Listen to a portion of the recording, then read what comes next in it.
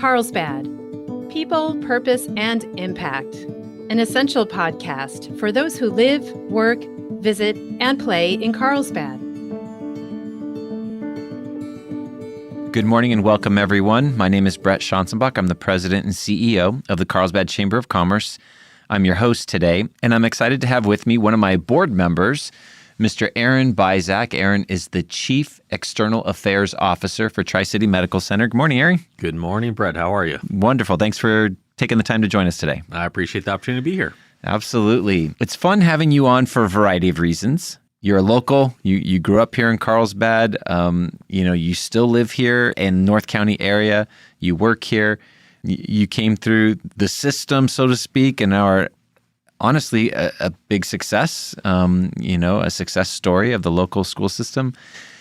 And we want to talk about Tri-City and a lot of good stuff going on there. So there's so many directions we could go and start with. I would love for the audience to know a little bit of your Carlsbad origins. So I was actually born at Tri-City Medical Center in 1977. But so were my brother, my sister, my cousins. We were all born there. My aunt worked there as an OR nurse. My grandfather was on the foundation board many years ago at the hospital. And originally lived for a few years in Leucadia and then Vista for a short period of time, and then moved to Carlsbad when I was about 4. I was 3 and a half. Yeah. We moved to Carlsbad. And I lived there for most of my young life. Yeah. Until I got priced out. Boy, you know how that works. Yes, so. that is a challenge. But you went through the schools there. I did. Did you graduate high school here? Yes, I did graduate high school. You're a Lancer? Yeah, I am a Lancer. Okay. Carlsbad High School, class of 95. Very nice. Yes. That's a popular thing here in this area, obviously. A very different looking Carlsbad High School, mind you, sure, at the time. So. Sure, yeah. It's had a lot of expansion, growth, modernization, and stuff. It's always after you leave that they do things like that. Somehow they find the money after we leave to make it that much more cool and interesting. And but they have done a great job. And, to that point, you continue to be engaged with the school system. What was the meeting I was at just recently? You're chairing a new thing. Yeah, the Career Technical Education Committee for Carlsbad Unified. Career Technical Ed. So the CTE program you're going to be chairing for the next year, or I think it's a 2-year commitment. I missed the meeting. They might. Yeah. I think it is 2 years. They always add an extra year if you miss the meeting. Exactly. So that's wonderful. So you're still engaged with the local schools and giving back to that. And then your career has been interesting too. And I know we've talked about this before, but I would love to, just for the listeners who don't know you, very interesting in terms of the medical aspects, right, and then kind of policy, and then now full circle to where you are today. Right. So, I actually entered into the field of sort of healthcare when I was in high school at Carlsbad High School. So I applied for a job at McDonald Village Pharmacy, which was a little mom and pop pharmacy in downtown Carlsbad at the time. That's awesome. And I worked there. It's right across from Handel's ice cream now. I worked there as a clerk and a delivery driver for 3.5 years, all the way through high school and then a little after high school. And it was interesting because I was delivering medications largely to elderly people in the community. And it taught me a lot about medications and who was taking what for what. And, I eventually went to EMT school, became an EMT. And I was ahead of the curve because of everything that I had already learned about medicine, medication in particular, and kind of worked in EMS and was pursuing a career as a firefighter paramedic, and ended up just having a few things. We've talked about this before. I had a few things influence my decisions in my career. I ended up leaving EMS and going to work in health policy, and did that for a number of years, about 7 years. And then kind of put it all together after going to grad school and went to work for hospitals, specifically in the area of government affairs, community engagement. And I've since expanded that to include marketing, communications, and a variety of other things. Yeah. In other words, they keep adding things to your job description. That's exactly right. It's like, oh, you can do that here, take this other thing. So. Yeah, that's great. And one of the reasons that we're chatting today is you guys were recognized as our Large Business of the Year in 22. Yes. Yes, 2022. Got to keep my years straight. This is 2023, which was amazing. And there's business reasons why, but the community outreach, which has been a passion of yours and that you've really championed for Tri-City Medical Center.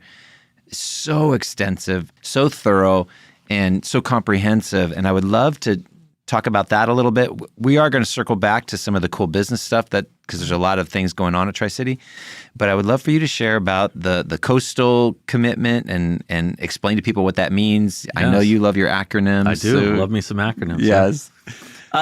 So the coastal commitment, when I first got to Tri-City, within a couple of days, I was sort of looking at the budget and saying, okay, well, where do we actually put our money when it came to community engagement? And one of the things that I realized was at the time, we were sponsoring a lot of events. Yes. And tables. We'd buy tables and sure. Just more and more tables. And then we wouldn't actually go and sit in the tables, And so it just didn't make a lot of sense to me. It made sense in that we were supporting organizations locally that needed support. Sure. And one of the ways in which they raise money is through tables and, selling tables at events. But I came together with Steve Dietlein, who was the CEO at the time, recently retired, and my staff. And I said, I think we can come up with a better vision for this. We leaned into sort of the needs of the community. We said, okay, how should we determine which organizations we invest money into? And we looked at something called the Community Health Needs Assessment, which is done by the Hospital Association of San Diego and Imperial Counties. And we've served on that committee for many years. And they find what are the social issues and what are the healthcare issues in the community that create the most need. And so we said, well, that will be our litmus test for what we support. And it can't just be financial. It has to be active leadership. Yes. We have to actually physically participate. We have to lend our time, talent, treasure, right? Yes. The kind of things that you look for in board members. So we have to look for those things, or we have to invest those things in these organizations. And so we completely changed the manner in which we considered program sponsorship. And that's what we said. We said, listen, events are fine. And we do a lot of events with like the Chamber of Commerce, yes. for instance. That's kind of where we remain in the event space. But when it came to nonprofit organizations, we were looking at specifically what are you doing programmatically, who are you helping, and how is that moving the needle on health and social issues in our community? So what we decided to do was switch everything around. And so we created a new application process and started investing that way. And I'm a firm believer that it's very difficult when you're sponsoring a lot of organizations to tell many, many different stories about what it is that you're doing. So we created sort of an umbrella under which all of this works. And that is we branded the initiative, the outreach initiative, which we call Coastal, the Coastal Commitment. And Coastal stands for Community Outreach and Support through Active Leadership. And we wanted to tap into, we're obviously a coastal community. We have an image that comes with that. And in the title, in the name, it tells you exactly what we're trying to do. And so we grew that program to the point of where we have over 90 partner organizations in the 3 communities, which is quite an impressive undertaking. That's a lot. Yes, and what's really amazing about it, and I mentioned this, I think, to you in a recent conversation, is that we actually reduced our total spend in the process of doing that. So it's more targeted, yes. It's more focused with the financial support, but we're investing tremendous man hours yes. To help organizations. And what we kind of look at is, where are the challenges? How can we be creative about addressing those challenges? And how do we work with somebody else who's also very good at these things to make it happen? Yeah. No, that makes so much sense.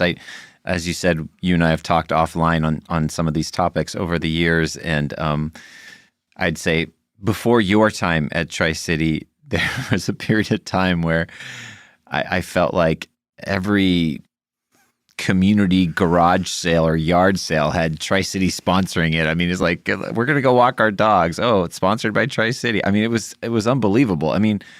Maybe there was a time and a purpose for that. I'm not trying to badmouth it at all, but it was like overwhelming almost. But I feel like your approach, the targeted approach that matches with the needs assessment that you talked about, just makes logical sense. I think so. Yeah. I think it's, we are trying to make this a model for the country, for community hospitals, to say, listen, if you have limited resources, and let's be right. real, everybody has limited resources. If you have limited resources, how do you use data to drive your decision-making process?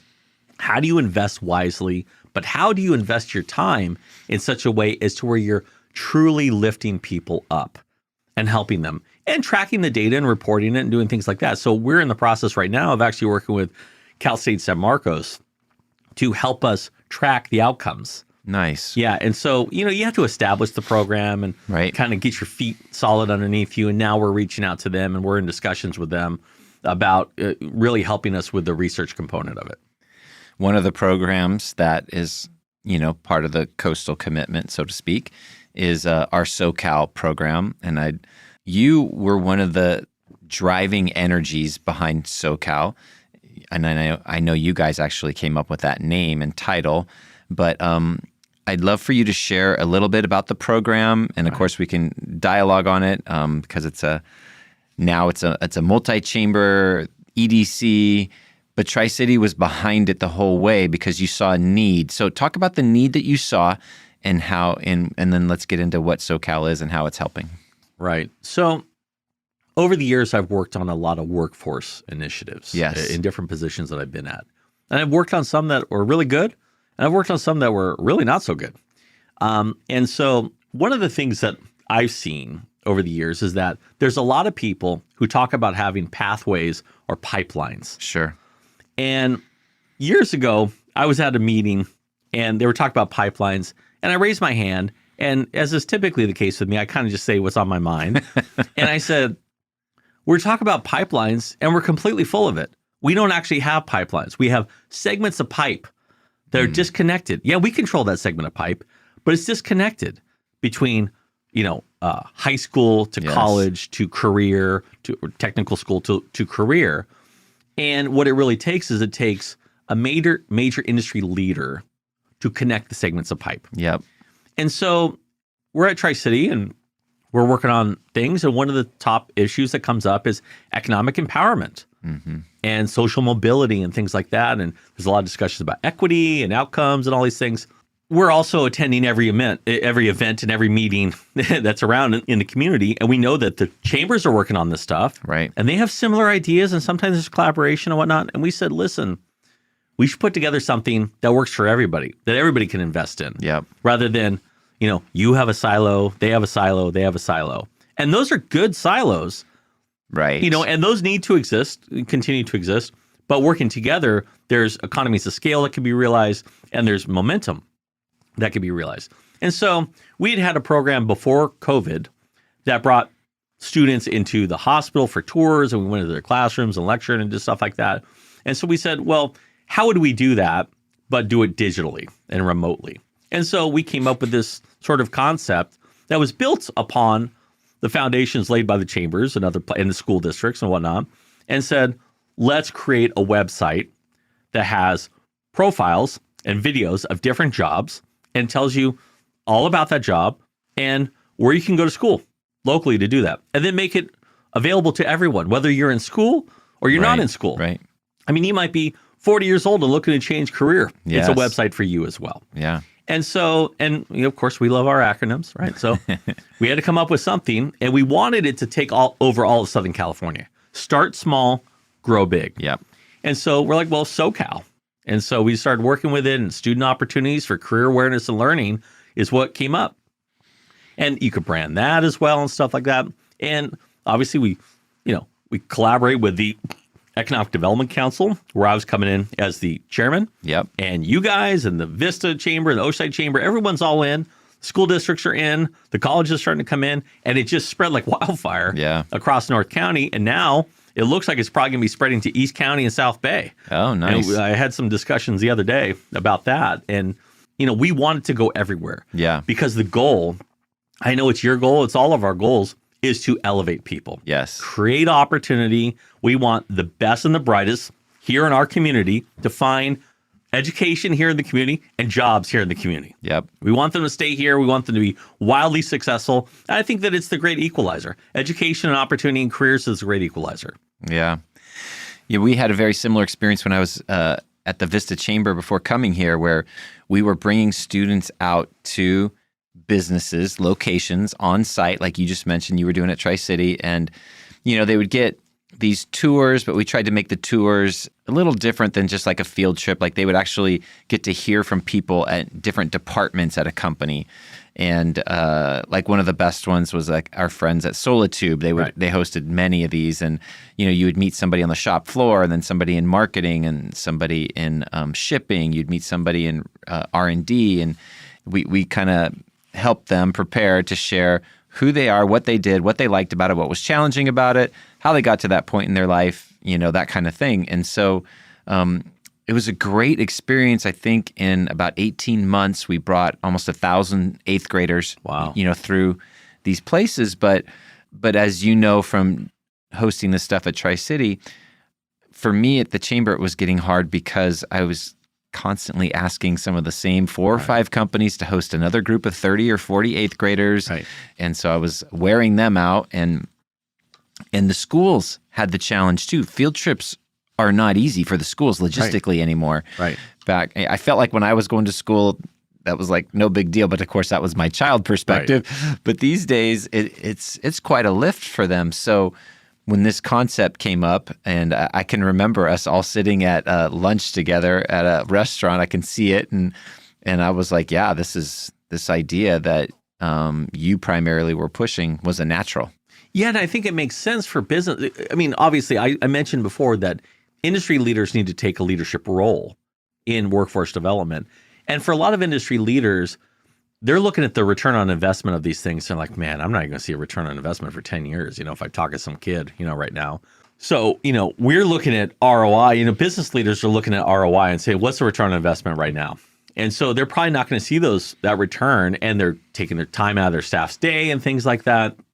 And they want to do it from a community relations standpoint and from things like that. But we thought about that a lot in the design of this and said, okay, all you need to get them for a day and a couple hours to make a video. Right. And that video not only is the tour, right? And it's more immersive because you don't have to transition from one building to the next or whatever. You can do it visually. You could do it audibly, right? And you could pack it into 3 minutes. And so young people can look at multiples. And so it basically becomes, for a business, high return on investment because their cost is minimal for it. They essentially have a commercial that's running in front of, youth or adults or whatever it may be perpetually, if it's on this website. And they can be they can keep things up to date by saying, hey, let's just we have a need in this particular area. Let's make another video. Let's pop it on there. Exactly. And so I think that one of the things that was oftentimes missing from these kind of workforce development programs is the perspective of the business and saying, hey, what would make it easier for you guys? What would make it cost, what is the return on investment for these things? Particularly for people that are being very cost conscious now. And so you mix that into having the support of elected officials like Supervisor Jim Desmond and since then Supervisor Tara Lawson-Remer, right? In contributing grant dollars towards the development of the website, towards the development of videos. So there isn't a barrier for small businesses, minority-owned businesses, whatever it may be, to participate in this program. Because small businesses are the crux of they employ the most people. Yep. And so you don't want them to be missing because they don't have the budget to pay for this video, even though the budget is relatively small. And so I think that SoCal is sort of firing on all cylinders, and it hits, the user's needs, right? Because it introduces them to a lot of different careers and emerging industries very quickly, helps the education institutions, it helps the business, and it helps the chambers and then the EDC. And the schools in particular, as you just mentioned, this was all done in collaboration with initially with Carlsbad, Vista, and Oceanside Unified School Districts. And they absolutely love this program because it's such a hyper-local focus. They can pull a video off YouTube of a day in the life of an engineer, but it's impersonal. It's just, who knows where this engineer's based. It could be international, it could be East Coast, whatever. But if they're at SoCal, this is at a place down the street that they might know somebody who works there, or they drive by it every day. By it, exactly. Yeah. So it's very much tangible and connected to their current life. So the schools have absolutely loved this program. Yeah, and I think that SoCal is highly replicable. Yes. It's the cost, the barrier. There's very few barriers to entry. It's like, do you want to do it? We could help you go find money to stand it up. And then the businesses, they see the budget and they go, oh, this is not that bad at all. And it's an incentive for them to participate in the chamber. It hits a lot of different pressure points, right? I mean, my thought is always when I work on a project or I help contribute to the development of a project is, what would be a national best practice? What is something that other people would look at and be like, wow, we should do that. Oh, and by the way, we have an idea to make it better. And then they make theirs better, and we look at it and go, wow, we didn't even think about that. Let's make ours better now, too. Incorporate that into ours. Yeah, exactly. That's great. So for those of you who are hearing about SoCal for the first time, we want to encourage you to go out and check out the website, socalworkforce.org. And everything's public. You don't need any special access, or you don't have to sign into anything. It's just available, and go check it out. You can navigate. I think we're about up to 100 different career videos on there now. You can navigate them by company, by industry, or by job title. Job title. Thank you. I'm blanking here. Yeah, exactly. So encourage people to do that. All right, we're going to take a quick pause here for our sponsor message. We're talking to Aaron Byzak, the Chief External Affairs Officer at Tri-City Medical Center. When we come back, we're going to be talking about some of the advancements that are going on at Tri-City itself. So stick with us. We'll be right back. So Aaron, before the break, we were talking about your guys' coastal commitment and the 90 different partners and just your amazing connections to the community. And I know you personally, you walk the walk, because I think last time we chatted, you were serving on something like 17 different boards of directors in the community. Boards and committees. So boards and committees. Depending on what board you're on, it comes with several committees. So yeah, there you go. That's a lot. So I know this is not just lip service for you.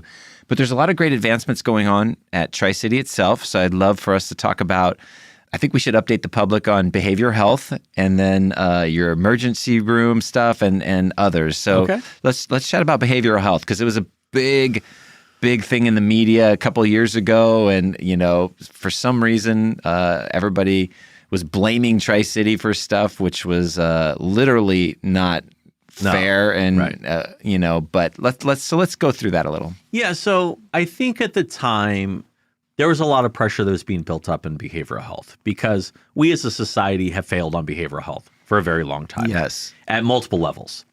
What ended up happening was we ended up having to suspend operations of our unit because of a facility issue related to regulations, and I won't go totally into it. But at the time, there was a lot of finger pointing at us. And, I came out pretty hard saying, no, that's not the case. And here's all the pressure points along the entire continuum of care that we're all facing. And Tri-City in the inpatient hospital space is part of that piece of the puzzle, and we're a corner of the piece. Yes. So it's very small, relatively speaking. But we were also pursuing a vision at Tri-City that was different than what other people had thought about before. And our principles were it had to be long-term, it couldn't be short-term, had to be sustainable. That's a big deal. Sustainability is pretty key. Right. And it had to be a community solution, right? That we had to work together in collaboration. And through a lot of effort behind the scenes and out in public, we were able to create a partnership with the County of San Diego to build a 16-bed psychiatric health facility, inpatient psychiatric health facility on our campus. And that's exactly what we're doing. We broke ground in fall of last year, and we've been building it, although there's been a lot of rain recently. Yes, there has been. So that has delayed construction a little bit, but we're still on schedule to open the new facility in early 2024. And so that's going to be an amazing community resource here in North County. And it won't be a place that you bring somebody who's acutely sick with a behavioral health problem. They will go to a crisis stabilization unit or an ER, be stabilized, and then come over to us at the hospital. We anticipate people staying 5 to 7 days in that facility, but it's going to be a beautiful new facility. It is a partnership with the county. We're each paying half the cost of building it. Nice. We will end up operating that facility. The great thing is that we're doing it for cost-based reimbursement. So there's not a built-in deficit to the budget. Not a loss. Not a loss. So sustainability and long-term. Red right away. Yeah.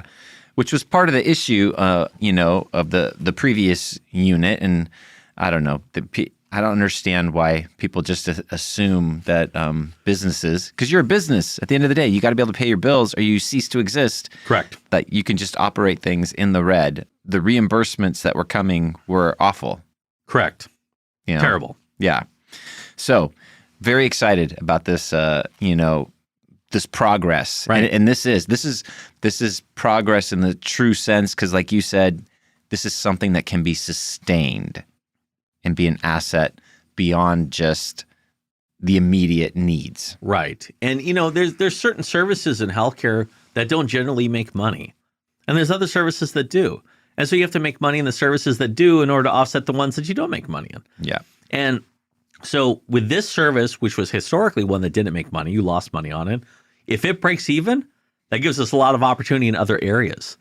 And so, I think a lot of people don't look at that aspect of it. Right. But as a hospital leader, that's what's important to you, and I think that there's a lot of, my wife put this really well recently. We were talking about just sort of the challenges in healthcare and healthcare leadership, and COVID has put tremendous challenges on us, financial challenges and otherwise all across the country. My wife said, it's kind of like surfing. She says, when you go down to the beach and you see the big waves and you see somebody surfing really well on the waves, you're like, oh my gosh, that looks incredible. I want to go surfing. Right. It looks so easy. And then you start to paddle out. And get pounded. And you get absolutely destroyed. Yeah. And you can barely breathe. And you go, oh my gosh, this is way insane. harder than Yeah. it looks. I think the same can be said about healthcare leadership, is that from the outside, everyone has ideas.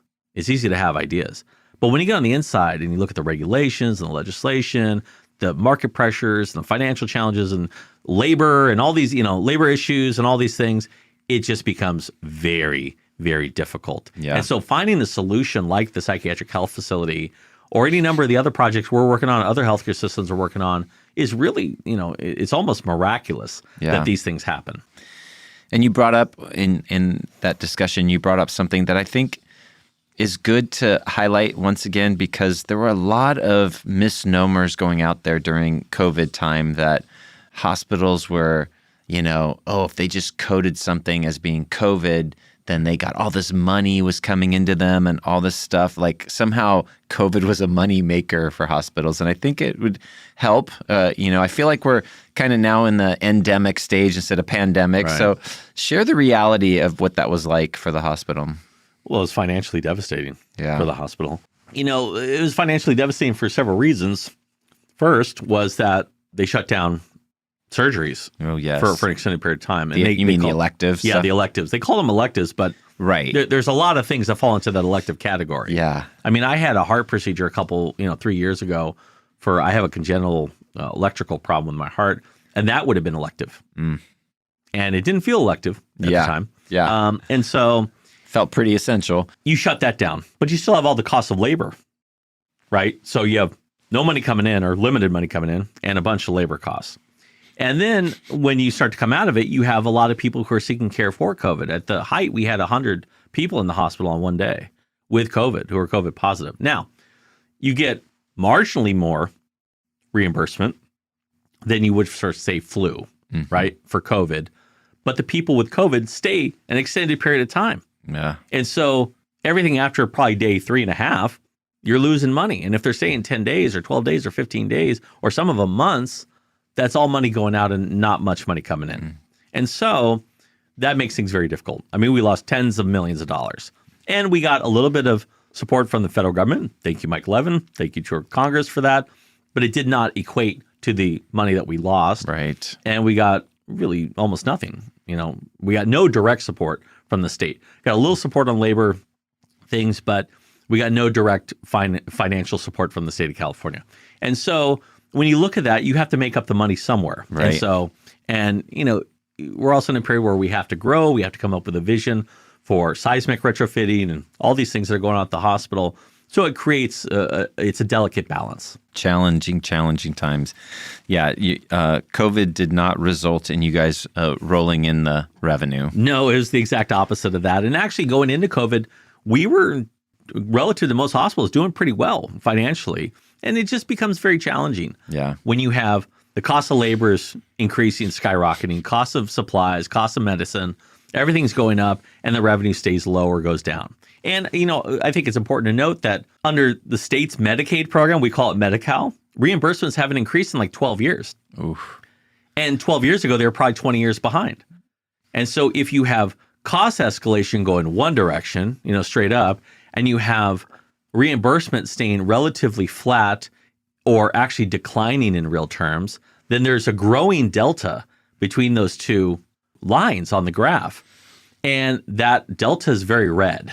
Yeah. Right. And I was giving a speech recently, a group of special districts, and I said, we are stuck in the delta. If we were a delta smelt, a fish up in Sacramento, they'd be throwing money at us. But we're stuck in the delta between the cost of providing care and the reimbursement for providing care. And that's very challenging. Yeah. And so it takes creative people, a little bit of luck, and a lot of work to make those things work. So I know there's some good things on the immediate horizon at Tri-City. Let's talk about the emergency room remodel. Yeah, we're getting ready to remodel the emergency room. And when we say that, it's half the emergency room because you got to have a half to do something. You got to work in there. You can't shut the whole thing down just to remodel it. Right. And so we are remodeling the emergency waiting room, the triage area, team triage they call it, and then Station A, which is one of the major treatment areas in the hospital. And we've gotten money from the Tri-City Hospital Foundation has been incredible. Jennifer Proley and her team have done an amazing job. We also work with the David C. Copley Foundation and the Conrad Prebys Foundation. Nice. And I think this is the first time that those two very well-known philanthropic organizations have invested in Tri-City. And we look at that and we're really proud of that because we think that it says a lot about what we're doing and where we're going in North County. So it's about a $5 million project. And we should be starting in the next probably 6 to 8 weeks. We had a little bit of a delay with ordering the trailer that we're going to use for the waiting room. So the trailer that we're using for the waiting room at the hospital is taking a little bit longer than we anticipated, but the total time should be a little less than a year for the remodel of that. And then we could look at the second half of those things. The other half of the... But, that is the point of entry for 80 to 85% of the patients come into the hospital. So that's the first thing that they see when they come in. And so, and it's well worn, that ER. I mean, I was looking at the plaque on the outside of the building. It was dedicated in 1992. So, oh, wow. So if someone was dedicated in 1992, but it's been operating 24 hours a day, 7 days a week, that entire time, for 20 it needs a little bit years, of love. Right? Needs a little bit of love.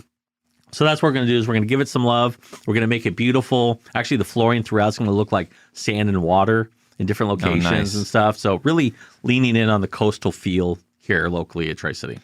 Actually, let me update my math on that for over 30 years. Sorry. 92 Correct. to today is over 30 years, not 20 years. Right. No, that's great. I think you're right. That is the first impression a lot of people get of your facility because they're coming in and of course, when they're coming in, they usually are in a moment of stress or distress or something. So, having a more modern feel and welcoming and everything will be nice. I think hospitals are unique in that our customers are oftentimes by definition sick or injured when they walk through the door. Right. So that will color the way you look at a facility. And so, we want to make sure that it is a comfortable environment, the lighting is right, it's a place where people feel safe and comfortable getting their care. And we want to make sure that it eases the process of people getting through there, reduces wait times and stuff like that. And I think that bringing in sort of the local look and feel of the coastal community adds a calming measure to it. And so that's what we're doing. And it's going to be we're really excited about it. We're really looking forward to the groundbreaking, even though you don't actually break any ground to do it. So we'll be putting on an event for that. Sure. But what we did in anticipation of that is, there's an outdoor patio area. We actually already redid the patio and made it look very much like a resort. Oh, nice. So it has beautiful, colorful awnings and nice seating, comfortable seating and stuff like that. So when people arrive, whether they're waiting outside, in the elements, they'll have shade structures and things like that. And then this new trailer that we're bringing in that will serve as the triage area and the waiting room will be very, very comfortable for people as well. Nice. I have to admit, my goal is to not visit the emergency room. Correct. Right. So it's not the place I want to spend a lot of time, but I'm very excited for this advancement. You guys are going through a transition. You mentioned it earlier. Steve Dietlein just recently retired. So I know there's a search committee going to hire the next CEO, and that, I don't know, has its course. Of course, when you and I chatted with the gentleman, he had some pretty aggressive timelines. So who knows?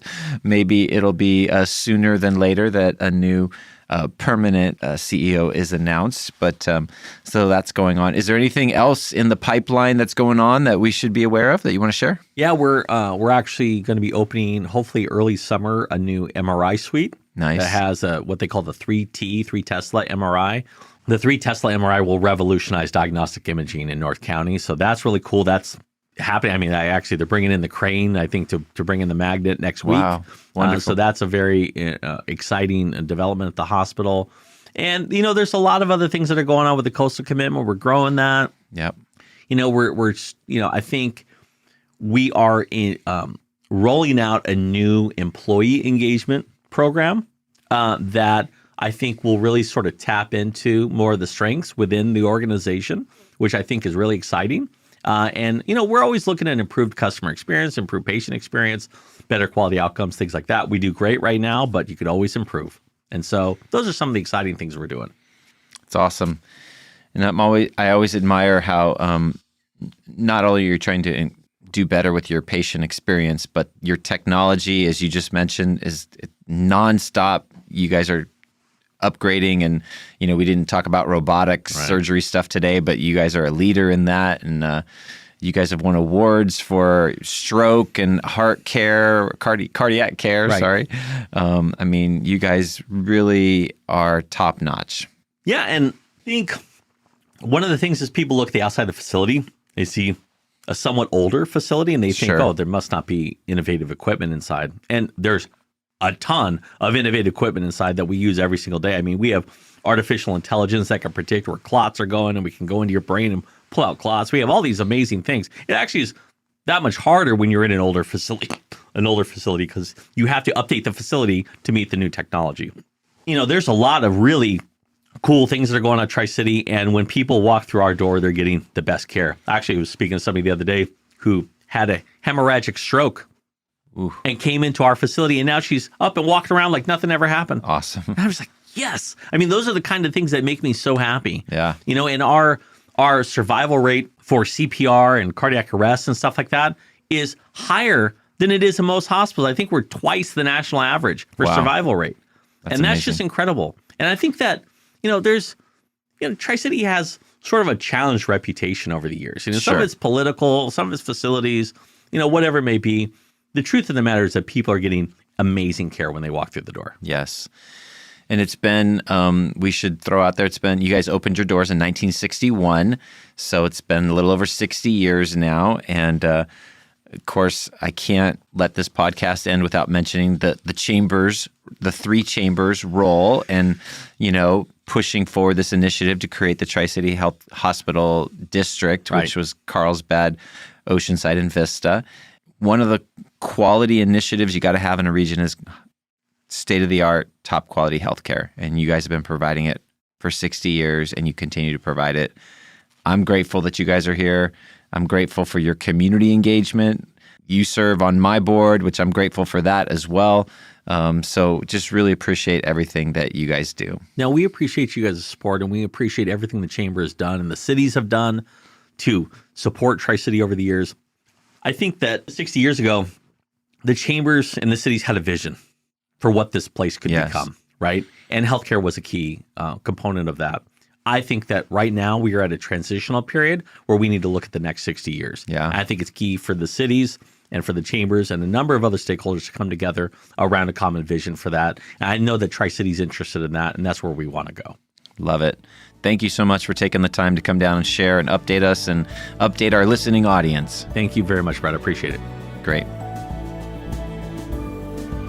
Thanks for joining us on our Carlsbad People, Purpose, and Impact podcast today.